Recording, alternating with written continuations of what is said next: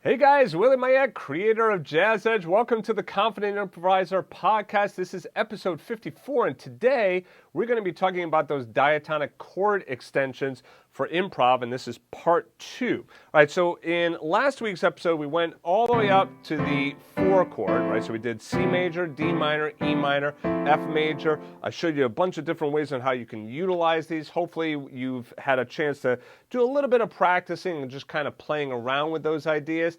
Now let's talk about the last 3, the G7, the A minor, and the B minor 7 flat 5. All right, so the G7, we start with our basic G7 chord, then moving up our upper structures, we go up to the 9, we go up to the sharp 11. And if I wanted to, I could continue on up to the 13th easily enough. And now it would sound like this. Okay? Now, what's written here is...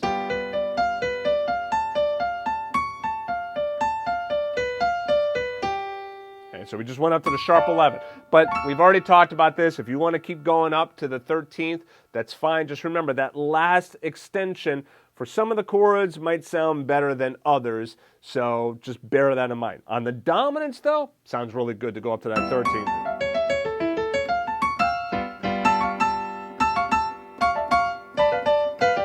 Oh, by the way, see how you could also do that kind of stuff? This is kind of neat. Like, let's say I'm going to do like a drone on G.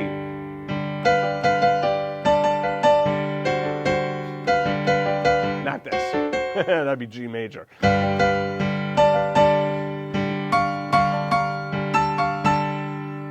On C, you're going to end the tune.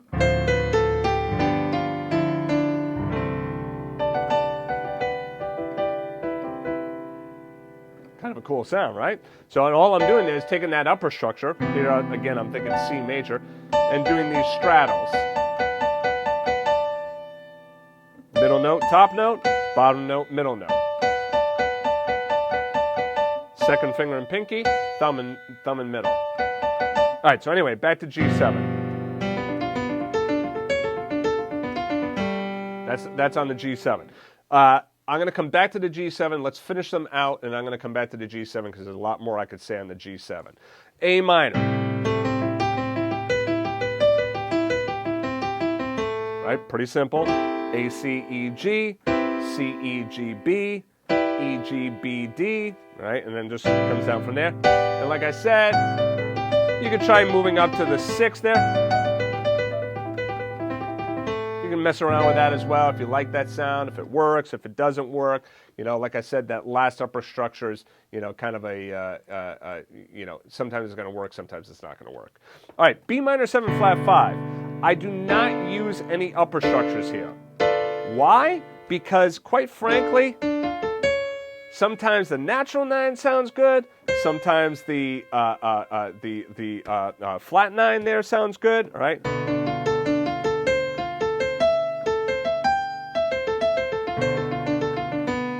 So instead, on the minor 7 flat 5, I just use the chord tones. So you see how you could still utilize these chord tones, and it still gives you that feel and flavor of moving up to your extensions, even though you're not really playing any extensions there. So those notes are those notes are B, D, F, A, and then D, F, A with the middle finger, and then B with the 4th finger, and then F, A, B, D.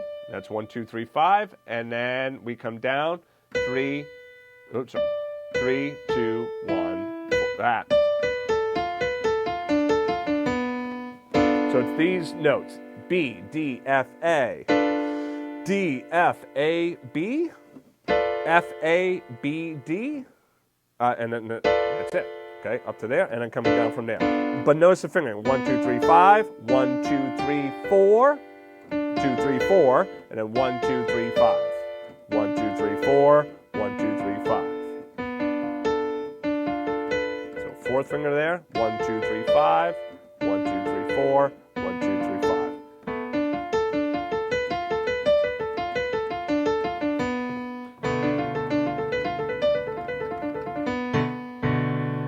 And you really want to just mess around with these.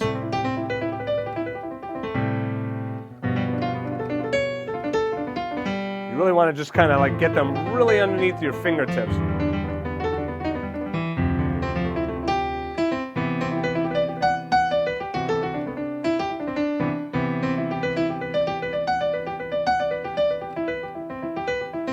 So these are the kind of arpeggios that really have a lot of bang for the buck. Okay? You do these types of arpeggios, this is the kind of stuff that you're really going to utilize in your improvisation. Whereas just playing an arpeggio up and down like that, you may not use it. But these upper structures, definitely. So you definitely want to put in some time and practice these. All right, let's go back to the G7 for a minute.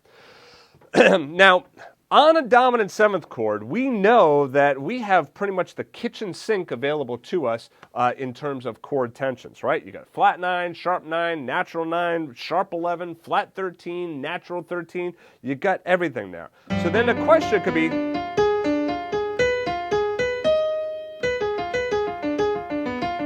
I do stuff like that? You betcha I could do that.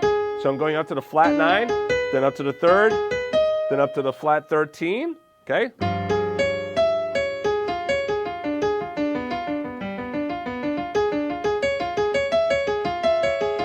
Oh, baby, listen to that. That is awesome.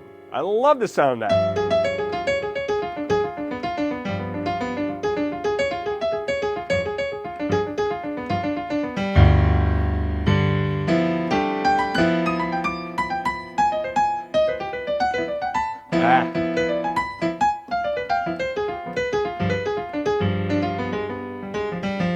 I mean, you can get some really hip sounds there by playing around with those upper structures and extensions. Or, I like that one.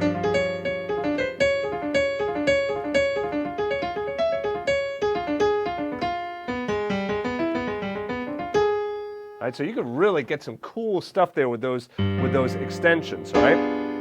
So here, again, what am I doing? All right, so I'm thinking, start on G7.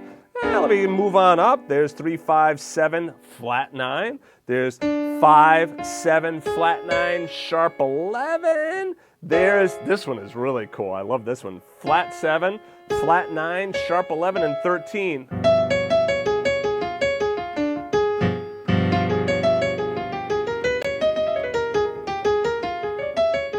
Throw the altered scale in there.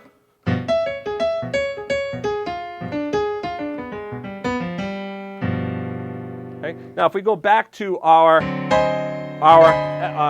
example of Green Dolphin Street, okay, when we get to that D7 chord, all right, so you see that we got that D7 chord in there. I'm going to do this one. I'm going to do the same thing I was just doing on G. I just moved it to D. So here's the 7th, the flat 9, the sharp 11, and the 13. So again, on the C major, I could do my different upper structures.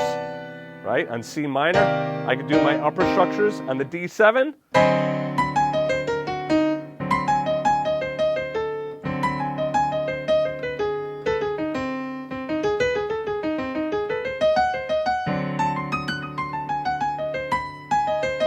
I can mess around with that. Let's take a listen to what that sounds like.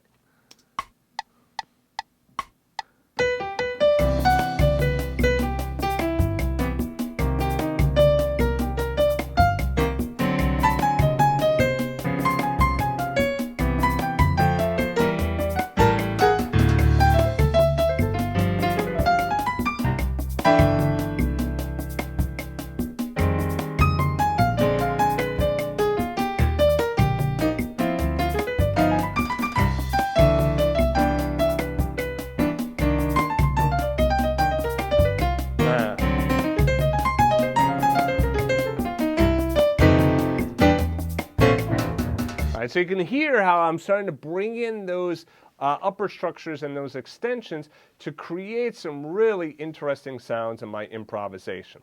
Now, obviously here I'm just playing around with this stuff, so, you know, for any of you who are like going to like over-scrutinize every single note that's being played, well, you know, feel free to leave your comment on that, all right?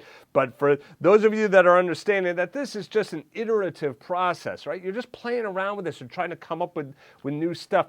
Don't get so worked up with every single note. You're just trying to say something. You're trying to express yourself. That's what's most important, right? You're going to make mistakes in this. Just, get used to it, all right? You're going to make mistakes. Absolutely fine. Now, what's not fine is to not try and to not push yourself. So that's what you want to do. Try, push yourself. Keep pushing those boundaries. Keep thinking about what if I try these upper extensions? How far can I get out in my improvisation and then start to bring it back in? So you get a lot of cool stuff that you could work on here with these last few episodes. All right, so I wanted to remind you that if you are interested in grabbing the sheet music, it's available for all Jazz Edge members. Just go ahead back to jazzedge.com. If you sign up for a membership, then you can have access to all the videos for the podcast, as well as all the sheet music, the backing tracks, all of that, and over 860 other lessons as well, and constantly growing, always adding in new material. I also want to remind you as well, if you have not yet subscribed to the podcast, please do. Please subscribe. This lets me know that you're out there and you're listening, all right? Because there's no guarantee that the podcast is going to last forever. If I see that people are not listening to it, well, then I might just stop it and do something else. So if you're enjoying the podcast, please do subscribe to it. And also, please leave a review on Apple Podcasts. Again, this lets me know that you're out there listening, okay? That's the only way that I know that you're actually out there and listening. If you happen to be joining me and watching this on YouTube, go ahead, same thing. Go back, subscribe to the podcast, leave a review. I would love that. I appreciate it. And of course, leave your comments as well. All right, so anyway, thanks guys. I appreciate it. I'll see you guys in the next podcast episode.